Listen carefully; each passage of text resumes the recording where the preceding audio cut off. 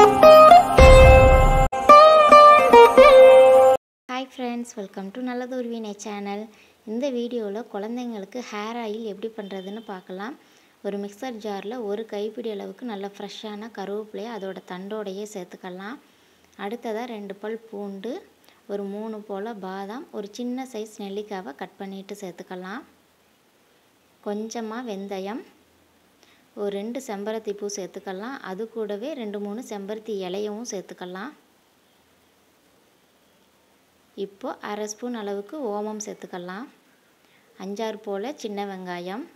இப்போ இது எல்லாத்தையும் சேர்த்து தண்ணி ஊற்றாமல் நல்லா கொரகொரப்பாக அரைச்சி எடுத்துகிட்டு வந்துடலாம். நீங்கள் இதில் எக்ஸ்ட்ரா கொஞ்சமாக கருவேப்பிலை, நொச்சி இலை, அப்புறமா கரிசலாங்கண்ணி கீரை கூட கிடைச்சா சேர்த்துக்கோங்க.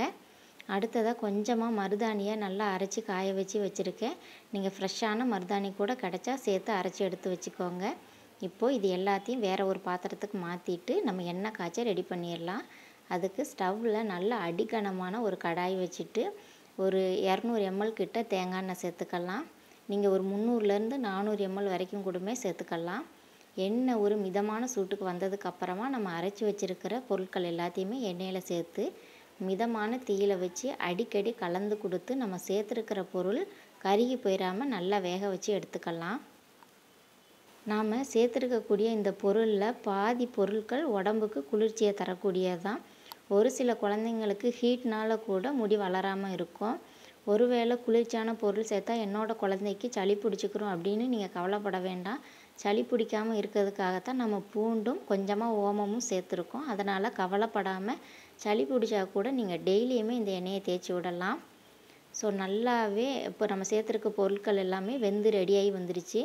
இப்போ நாம் ஸ்டவ் ஆஃப் பண்ணிவிட்டு இதில் 1 ஸ்பூன் அளவுக்கு விளக்கெண்ணெய் சேர்த்துக்கலாம். இந்த சூட்லேயே இந்த விளக்கெண்ணெய் நல்லா உருகி எண்ணெயோடு கலந்து வந்துடும். என்னோடய குழந்தை பிறந்திருக்கும்போது அவளுக்கு முடி சுத்தமாகவே கிடையாது. முடி இல்லாததுனால நாங்கள் அவளுக்கு லேட்டாக ஒரு 1.25 வயசுக்கிட்ட தான் அவளுக்கு மொட்டையே போட்டோம். மொட்டை போட்டதுக்கு அப்புறமா ஒரு 3 மந்த்ஸ்லேயே அவளுக்கு நான் இந்த ஆயில் ப்ரிப்பேர் பண்ணி தேய்ச்சிட்டு வர்றதுனால சூப்பராக வளர்ந்து வந்திருக்கு. ஸோ ஆயில் தீந்துருச்சு, அதனால தான் நான் இதை ப்ரிப்பேர் பண்ணுறது. இதை உங்கள் கூட ஷேர் பண்ணிக்கலாம், உங்கள் குழந்தைக்கும் யூஸ்ஃபுல்லாக இருக்கும் அப்படின்னு தான் ஷேர் பண்ணுறேன். எண்ணெய் நல்லா ஆறி வந்ததுக்கப்புறமா ஒரு வெள்ளை துணியில் போட்டு நல்லா வடிகட்டி ஒரு டப்பாவில் ஊற்றி வச்சுக்கலாம். இதை 1 வயசு குழந்தைங்கள்லேருந்து பெரியவங்க வரை எல்லாருமே தேய்க்கலாம். உடம்புக்கும் தலைக்கும் அவ்வளோ நல்லது.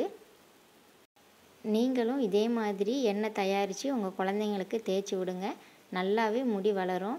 இது மற்றவங்களுக்கும் யூஸ்ஃபுல்லாக இருக்கட்டும் அப்படின்னு நினச்சிங்கன்னா மறக்காமல் ஷேர் பண்ணுங்கள். நீங்கள் ட்ரை பண்ணி பார்த்துட்டு எப்படி வந்ததுன்னு கமெண்ட் பண்ணுங்கள்.